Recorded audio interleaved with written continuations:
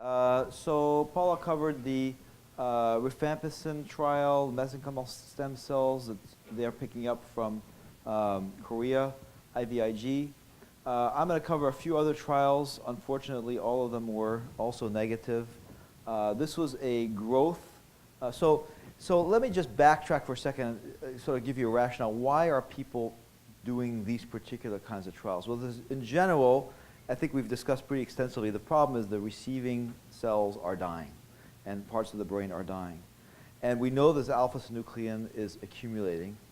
And so most of the trials focus conceptually on two things, either eliminating the alpha-synuclein or the toxic protein, or trying to bring the growth factors back in so that the cells, so the brain cells can actually grow better.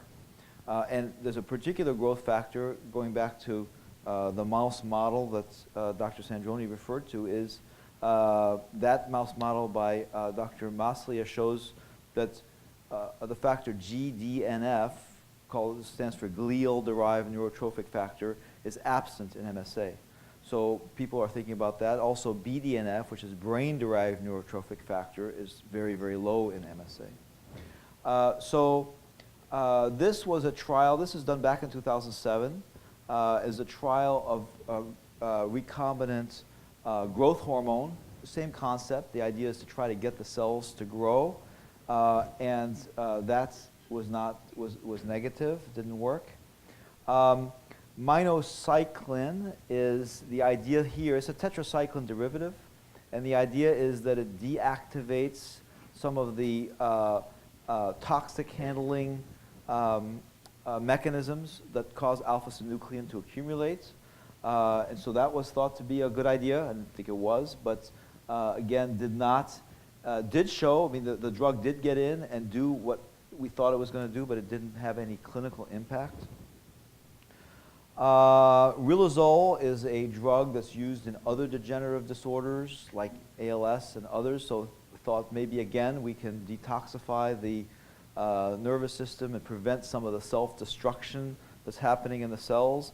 Was not particularly helpful. Here we're targeting a glutamine. Glutamate is a transmitter like acetylcholine or dopamine, but it is highly excitatory. So it makes the cells work extra hard. And if you have a lot of glutamate in the system, cells will actually die. So the thought here was, well, maybe there's just too much glutamate in the system. The cells are dying because they're being overactivated.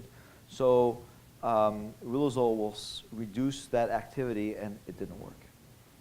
Rasagiline, again, another protecting agent, an agent that will protect the cells from some of the superoxidized things that generated in the mitochondria. Another way of protecting, and that was not effective.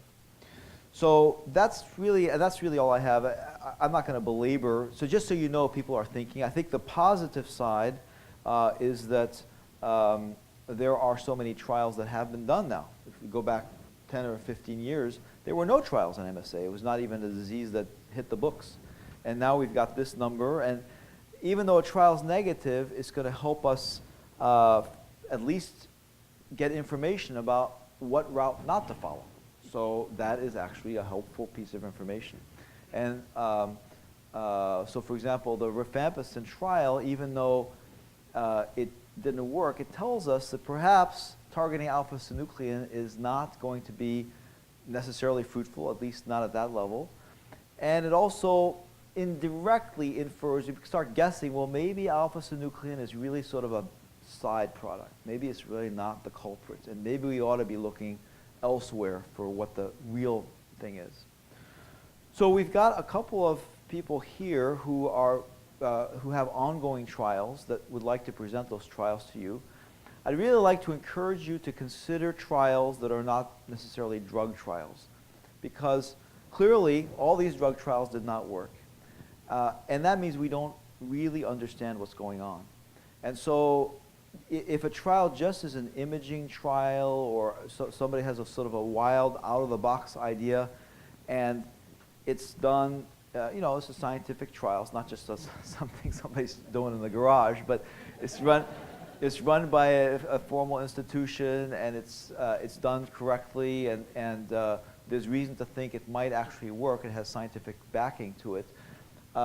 Even if it's just going to advance us half an inch, even that is going to be further than where we were a little bit ago. So consider participating in these trials. Remember, these trials are ultimately for you. And so really give it your support as far as participating to the extent that you're able.